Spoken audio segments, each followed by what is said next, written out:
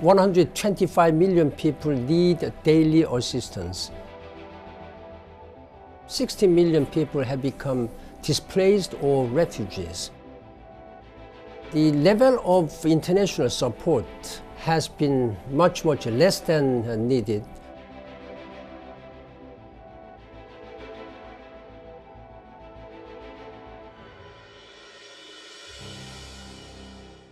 Hello and welcome to the special edition of the Newsmakers with me, Imran Garta. We're here once again for the second day of the World Humanitarian Summit in Istanbul as world leaders, NGOs and others trying to find better, innovative ways to manage and deliver aid to the millions of people who need it most. Earlier, I spoke to Jan Eliasson, who's the Deputy Secretary General of the United Nations, and I began by asking him what he would reply to those who say this summit is a waste of time.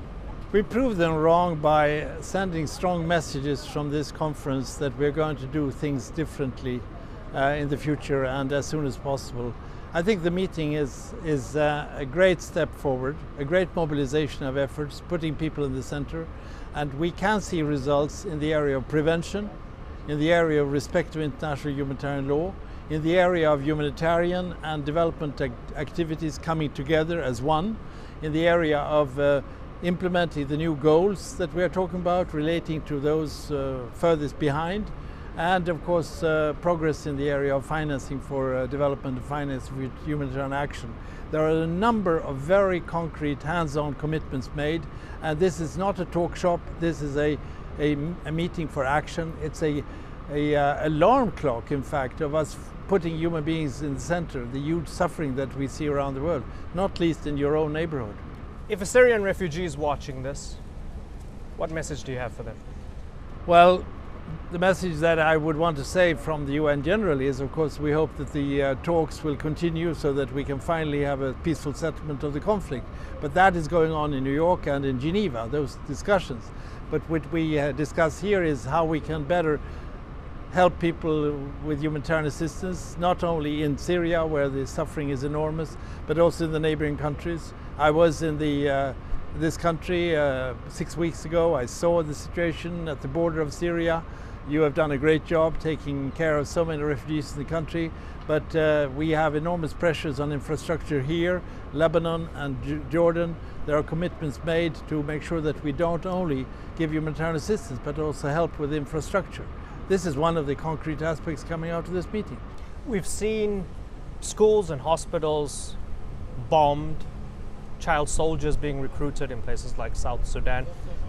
In the year 2016, does it feel like the entire global infrastructure, all these institutions, these things are just being disregarded and unraveling? Yeah, it's a good point. I feel myself that we live in a period of almost a competition of brutality. You see terrorists using methods that are unbelievable, and warfare, a complete neglect of respect of protection of civilians, and even not protecting hospitals and schools. And this is actually one of the reasons why this conference is so important, because one of the key takeaways from this meeting will be a call for and action taken for higher respect of international law. The price will be very high, not only in terms of public opinion, but in terms of actions taken by members to react against these steps. The Security Council in the UN, now there are measures taken to stop this trend. And I think you should be proud in Turkey that you are hosting this conference where we put the human being in the center and where we have a concrete plan of action ranging from prevention to financing for humanitarian development. You emphasize the point that we need to stop this negative messaging about migrants and that we need to celebrate diversity. But on the other hand, you have Europeans who are nationalistic, who feel Jan Eliasson, he's an elitist. He's sitting in New York, he doesn't understand what's going on right now. We look at what happened in Cologne on New Year's Eve. The very foundation of our societies is being threatened by people coming in. What would you tell these people who might have very legitimate concerns about their lives changing by migrants coming in? Well, first of all, I don't accept that I'm elitist. I come from a working class background. I lived my life very much out in the field. I'm a field person. I was out in the camps in your country. The closer I get to reality, the better I feel. So that's why my heart is. The first 3 words of the UN Charter is "We the peoples." That's what I work for. But I want to say that it's of course we have to have understanding for the problems in the communities that receive this massive numbers of refugees. Yes, I'm the first one to say that that is not an easy process, particularly if they come in great numbers at one time. So you have to have respect for the reactions of people and the political reactions to it which take place. But on the other hand, I think we need to have a more positive narrative from the point of view that in the longer term and even in the middle term, you have effects on economic growth that are positive, you have effects on demographic growth which are positive, you have the remittances, particularly from migrants and refugees to work, going back to their home country, which is twice the size of all official development assistance in the world.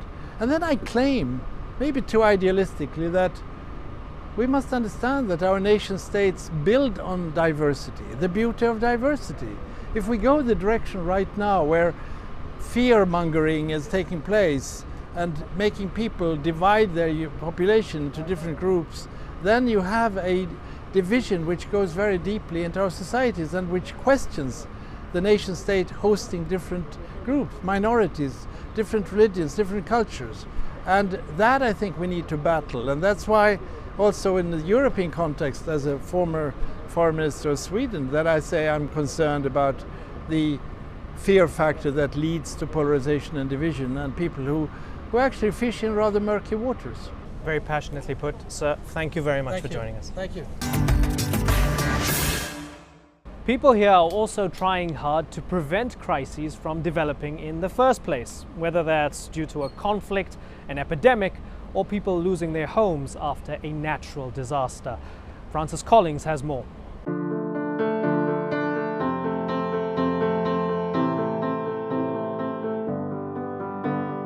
The world is a dangerous place if you look closely. Climate change is altering landscapes. Armed conflict is moving borders.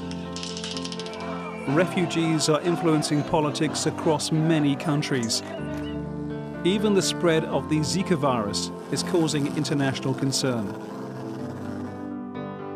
Last year, natural disasters alone affected nearly 100 million people, the hottest year on record, causing 22,000 deaths. More than 50 million people faced drought in 2015, a 40% increase on the year before. That's the bad news. The good news, according to the United Nations, is that much of this can be reduced given the right planning.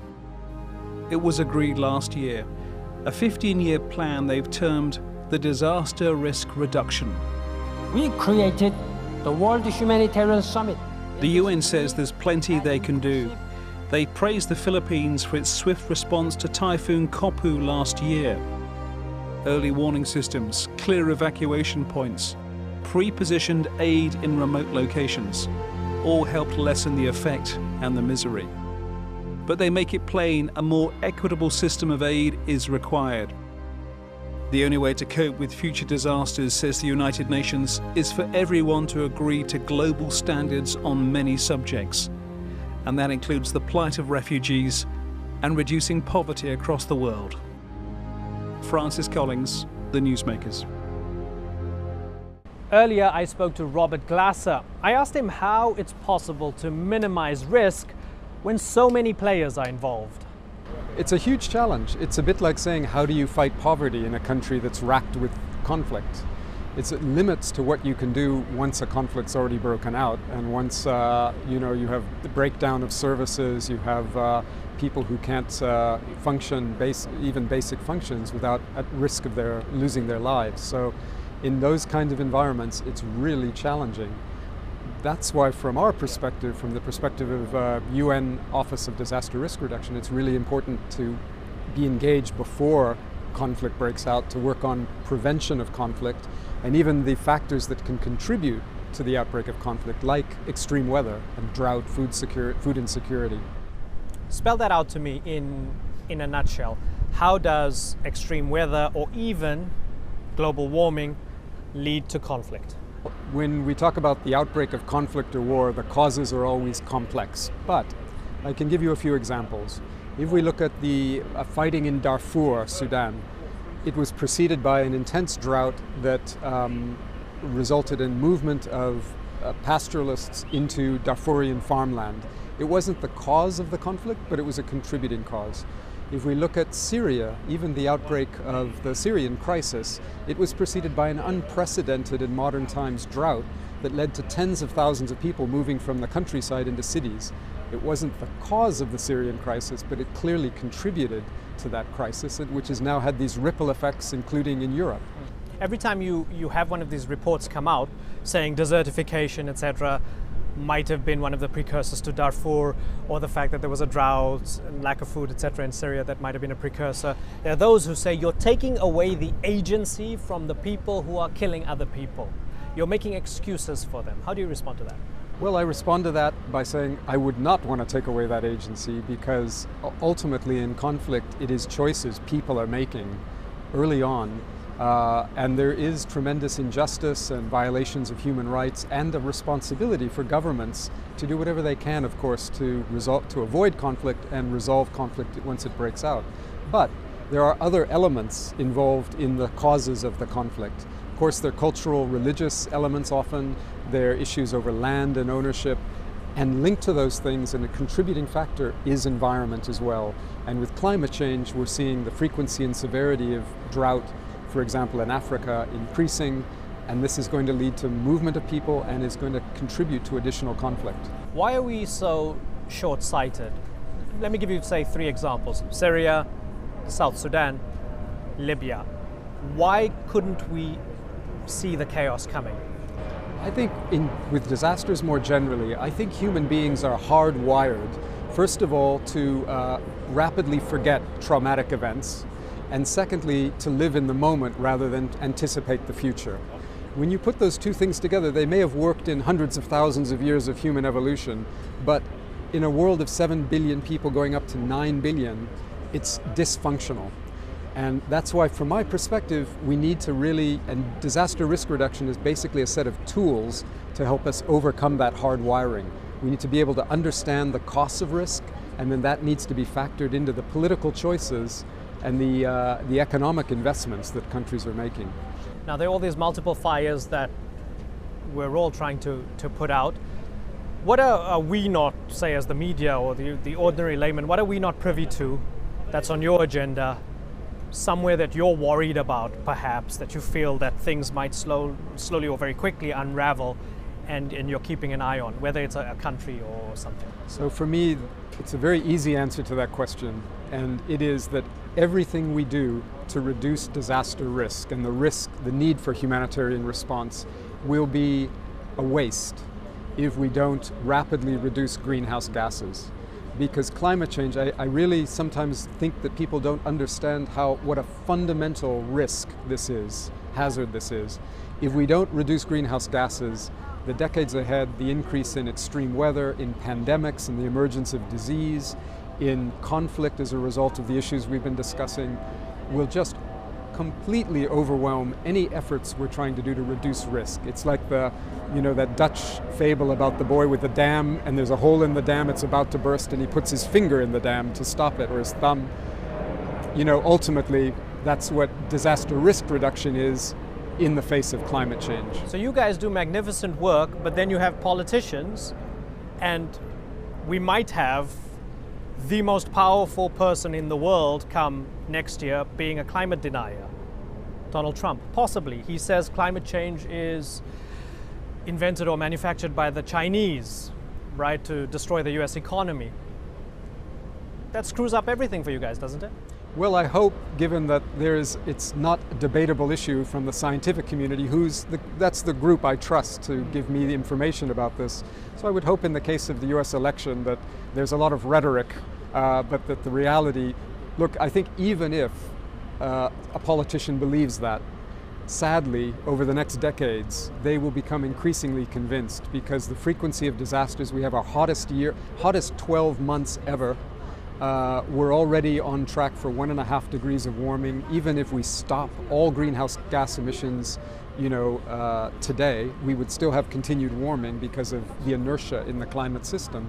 So sadly, there's going to be repeated evidence of this, of the reality, with bleached coral reefs in Australia that we're seeing now, with retreating glaciers, with extreme weather events, simultaneous events, with cascading crises where one crisis triggers another crisis. It's going to become so rapidly, it will become undeniable, politically and scientifically it already is, but politically as well, which is sad. Right. It has to get really bad for people to finally accept it. For some people, sadly. Robert Glasser, thank you very much for your time. Thank you very much. It's no coincidence that Turkey is hosting this summit. It's at the forefront of the refugee crisis born out of the conflict in Syria next door. Turkey hosts more than 2.7 million Syrian refugees. Those are the registered Syrians in the country. But its deal with the EU to help look after them threatens to fall apart, as Yvette McCullough explains. Dünyada en çok sığınmacıya ev sahipliği yapan ülkeyiz. Bunun maddi, manevi, güvenlik ve sosyal boyutları itibariyle getirdiği yükü eminim sizler çok iyi biliyorsunuz. Buna rağmen ülkemiz uluslararası toplum adına üstlenmiş olduğu bu ağır sorumlulukta gereken desteği ve katkıyı alamamıştır. Biz artık daha adil bir yük paylaşımına gidilmesini bekliyoruz. Turkey is bearing the brunt of the war next door. It's now home to at least 2.7 million Syrian refugees. And the fight is spilling over the border, with repeated attacks from Daesh and the YPG, the Syrian wing of the terrorist group, the PKK. As the host of the first ever World Humanitarian Summit, Turkey is calling on the rest of the world to step up and help care for those fleeing conflict, and help end the root cause of the refugee crisis: war. The deal struck between the EU and Turkey to stem the flow of refugees has so far been a success, but the terms of the agreement are threatening to fall apart. A meeting on the sidelines of the World Humanitarian Summit, and a chance to try keep the landmark refugee deal on track. As part of the package, Turkish citizens would get visa-free travel, but only if Turkey meets 72 requirements, including changing its anti-terror laws. Something that President Recep Tayyip Erdogan says for the sake of security, Turkey cannot and will not do. The implementation of all criteria is needed in order to allow visa freedom. And not all criteria are going to be met within the next few weeks if terrorism laws are not changed. With the deal between the EU and Turkey on the rocks, it seems more important than ever that other states help carry the weight of the refugee crisis. Yvette McCullough, The Newsmakers. Earlier, my colleague Alican Ayanlar spoke to Ibrahim Kalın, who's the spokesperson for Turkey's President Recep Tayyip Erdogan. He started by asking him about the significance of this summit. The idea is two things, basically. One is to raise awareness about the humanitarian situation in the world, across the globe. The second one is to find mechanisms by which we can address this problem, this urgent problem affecting millions of people around the world. The world has so many resources today. We are not short of financial means or economic resources or technology or means of communications to help those in need. But for some reason we fail to attend to the needs of these people. How do we bridge this gap? When people die, in the cold waters of Aegean Sea or the Mediterranean, we're not talking about statistics, we're talking about human beings, real human beings. And when they die, in fact, we fail in our moral responsibilities. One of the reasons why the world is suffering its highest amount since the Second World War is the conflict in Syria. Are we seeing a softening in rhetoric? When the Syrian war began, nobody was expecting, obviously, that it will reach the point where it has today. More than 500,000 people dead, millions of people have become refugees, internally displaced, an entire country destroyed. And Syria, or the Syrian war, has become, unfortunately, almost a theatrical for proxy wars, global power play, before the eyes of the world. Now, when we talk about the refugee crisis, we take a number of measures to contain this. But this is just one piece of the puzzle. The root cause of the refugee problem lies not in the Greek islands or in the Turkish coastal areas. It lies in Syria itself. As long as the war continues there, what we need in Syria, first of all, is to have political leadership and commitment to end this war immediately. Do you think that Turkey is actually compromised from its desire in saying that Bashar al-Assad must go? Bashar al-Assad is not in a position to unify Syria or to be the unified leader of the Syrian people anymore. He has lost legitimacy. He had a chance in 2011 to do political reform and make that transition possible. He's lost that. And now you look at Syria and the map, it's very clear that he will have no legitimate role in the future of Syria. And I think this is agreed by almost every major stakeholder except Russia and Iran. And therefore, it's the responsibility of other countries to make sure that this political transition happens in a way that will lead to the creation of a democratic, legitimate, pluralistic, inclusive political structure in Syria. Turkey considers Daesh a terrorist organization. It wants to clear it from its border area. But if it does clear that 100-kilometer area, it could very well fall into the control of the YPG. Is there a dilemma here? Well, Daesh has been one of the two monsters of the Syrian war, as I think we have seen through their barbaric acts. And the fact that they do it in the name of Islam is even more horrible and inhuman, in the sense that it taints the faith of millions of people around the world, creates suspicions in the minds of many people, especially in the West. How much we are achieving in terms of degrading and destroying Daesh so far remains a question mark. And in many ways, the Assad regime, in fact, used Daesh as a tool, as an instrument to justify itself, saying that, you see, if I go, this terrorist will take over Syria. And they play this, propaganda game for a long time. And unfortunately, the international community allowed the Assad regime to play that. How disturbed is Turkey by the fact that the U.S. is not recognizing the YPG as a terrorist organization? It does recognize the PKK as an organization. Now, YPG or PYD is playing a similar role, in the sense that instead of seeing Syria as a whole and respecting all the ethnic and religious and sectarian groups in Syria, respecting their democratic rights, they're interested in creating their own little fiefdom. What Daesh has done, what the regime has done so far, they have mostly fought against the moderate Syrian opposition to divide them, to weaken them. And now YPG is playing a similar role. And of course, for us, there is a greater security risk here. And that is the fact that YPG is the Syrian branch of the PKK.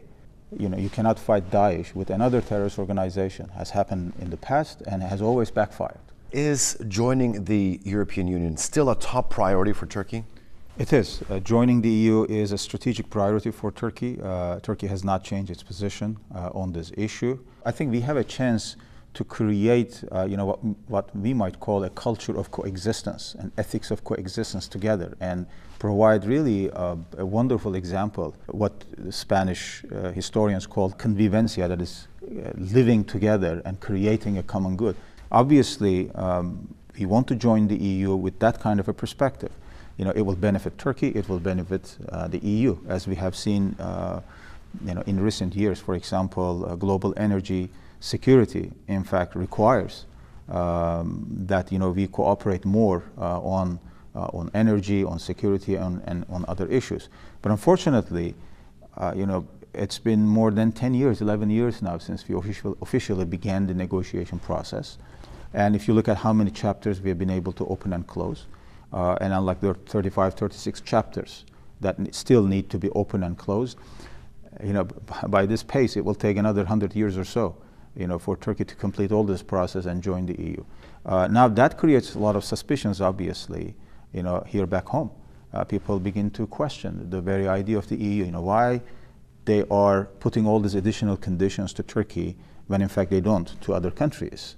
With all due respect, obviously, to all the EU members, I think Turkey has made really huge progress over the last decade, to become a full member in the EU. If you look at our, economy, our science and technology, our university education, diversity of our population, etc., etc., All these elements, I think, make a very strong case for a full membership in the EU, but we are not seeing it because from time to time you have this kind of swing in the public opinion in Europe.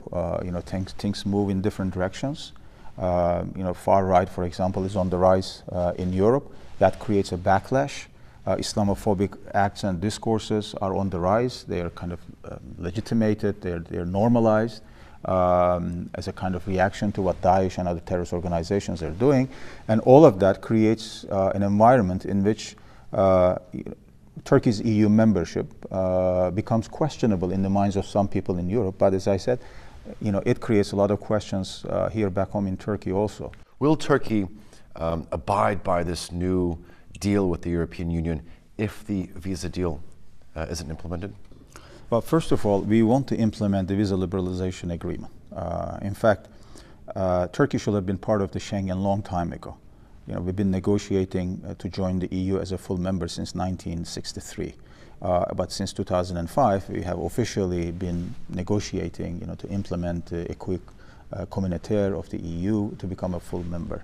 Now, you put all this together, and the fact that we have a customs agreement with the European Union, as well as we have close to 5 million people of Turkish origin living in various European countries, the fact that still Turkey is not part of the Schengen visa is really an anomaly. Now, of course, we have this opportunity now, all right, so we want to implement it, but we cannot do it at the expense of our national security. We are faced with daily attacks by terrorist organizations on our soil, from PKK, Daesh, DHKPC, and other terrorist organizations. And we have to protect our borders, our citizens. And that requires, obviously, implementing the current anti-terrorism laws efficiently. Our EU minister has conducted a number of discussions in Strasbourg and Brussels the other week. And we're hoping that by the end of this month or so, we will reach an agreement with the EU to overcome this particular crisis. Out of 72 criteria, there is one that has blocked the process. And I believe if we have been able to go through all the 71, we can overcome the one remaining element there. But coming back to the larger agreement, which is the Turkey-EU action plan, it has worked. If you look at the numbers and the situation on the ground, back in October of last year, there were about 5,000–6,000 people trying to cross into Europe illegally through Greek islands and through other territories. Today, that number has come down to a few hundred a day. There are days where, in fact, there are no illegal crossings. Mr. Khan, thank you very much for speaking to TRT World. I appreciate it. Thank you. That concludes our special Newsmakers coverage of the World Humanitarian Summit here in Istanbul. Thanks for watching. Bye-bye.